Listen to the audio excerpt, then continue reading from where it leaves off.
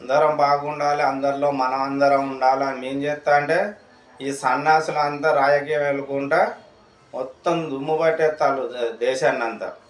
ఎర్రబెల్ దాగరావు అనేటోడు ఒకడు ఉంటే దానికి మనిషికి ఇంటికి ₹2 ఇచ్చి వాడిని గెలిపించుకున్నావు. అప్పుడు వర్ధనపేట నిజవర్గం అక్కడి నుంచి వెళ్ళి పాలకుర్తి నిజవర్గం వచ్చిండు.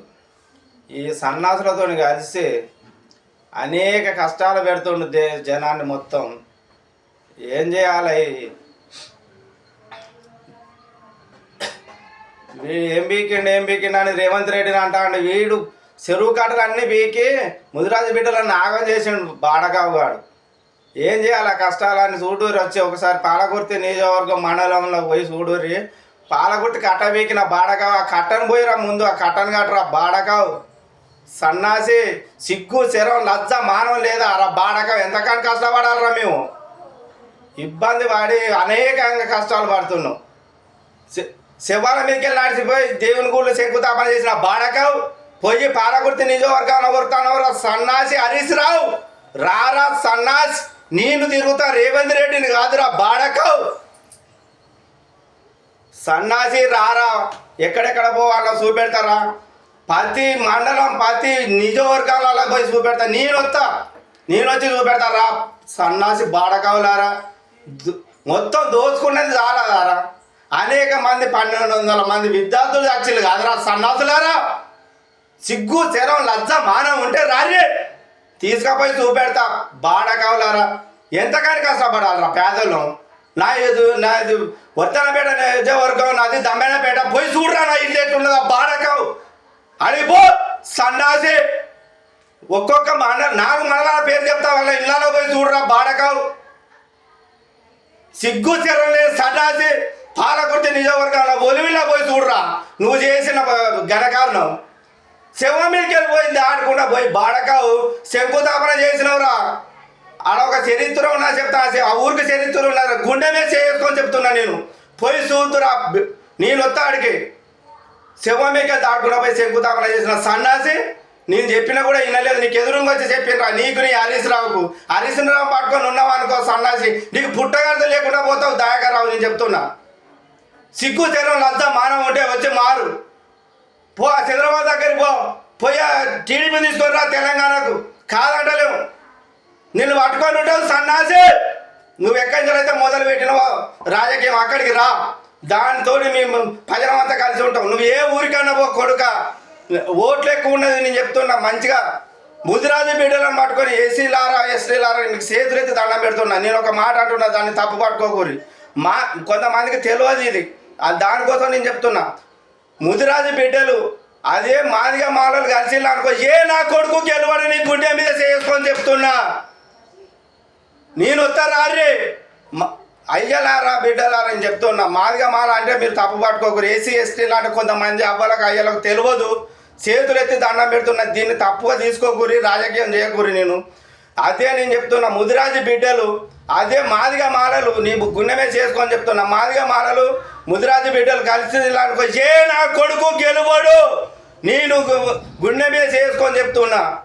పోదాం. ఇప్పుడు కొంతమంది ఇది చేస్తున్నారు కదా సర్వే గురించి కూడా కాదు నేను చెప్తున్నా.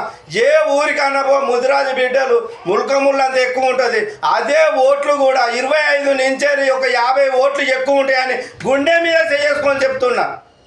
ఎక్కడికంటే అక్కడికి వస్తా. అనేక కష్టాలు పడి కాయ కష్టంగా అమ్ముకొని బతికే బిడ్డలం మేము ముదిరాజు బిడ్డలం. ఏ చెట్టు అయినా ఎక్కగలుగుతాం. ఏ రాజకీయ నాయకుడైనా మెడలు వంచి ఏం చేయాలంటే అది చెయ్యకపోతే మీ ఏడికంటే అడిగి వస్తా. అనేక కష్టాలు పడ్డా. నా గురించి అడుగురి. నేను పుట్టి పెరిగింది దమ్మెనపేట. నేను వచ్చింది ఒలిమిడికి. నా ఒలిమిడికి కొన్ని చరిత్రలు ఉన్నాయని ఎర్రబెల్లి దాకరావు చెప్తుండు. ఆ చరిత్ర నువ్వు చెప్తే కాదు బిడ్డ, అది పూర్వం నుంచి ఉన్నాయి. అది పూర్వం నుంచి వచ్చిన చరిత్ర ఉన్నది నేను చెప్తున్నా. నువ్వు ఆ చరిత్రలో ఏ నిదైతే ఉన్నదో దాన్ని బయటకు తీయాలని అనుకున్నావు. ఇప్పుడు అది నువ్వు వంతెన చేయదన్నావు. ఆ దేవుని కూడా పూర్తి చేయి బిడ్డ. ఫస్ట్ వచ్చి నీ పాపాలు పోవాలంటే నేను చెప్తున్న ఒక మాట, 2 కోట్ల రూపాయలు ఒలివిడికి పెట్టు. కొన్ని పాపాలు ఇంకా ఉంటాయి. ఆ 2 కోట్ల రూపాయలు దేనికి చేయాలంటే నేను చెప్తా పాటు. అలా 2 గుళ్ళు కడుతున్నాం మేము. 2 గుళ్ళకు నువ్వు డబ్బులు ఇవ్వాలి. ఒకటి పెద్దమ్మ గుడి ఆల్రెడీ కట్టుకున్నాం, దానికి చుట్టూ పరాడు కూడా పెట్టి నీ పరతగిరిలో పోలీస్ స్టేషన్ అయితే ఎట్లా చేసినావో ఈ ఒలుని పెద్దమ్మ తల్లికి కూడా అట్లా చెయ్యి, నీకు కొన్ని పాపాలు తగ్గుతాయి. మళ్ళా ఒకటి బిడ్డ చెప్తున్నా, అదే ఊళ్ళే దుర్గమాత గుడి కట్టికి కొన్ని పాపాలు పోతాయి. లేదంటే నీ పాపం పోదు, నువ్వు పుట్టగతులు ఉండయి, నువ్వు సన్నాసి.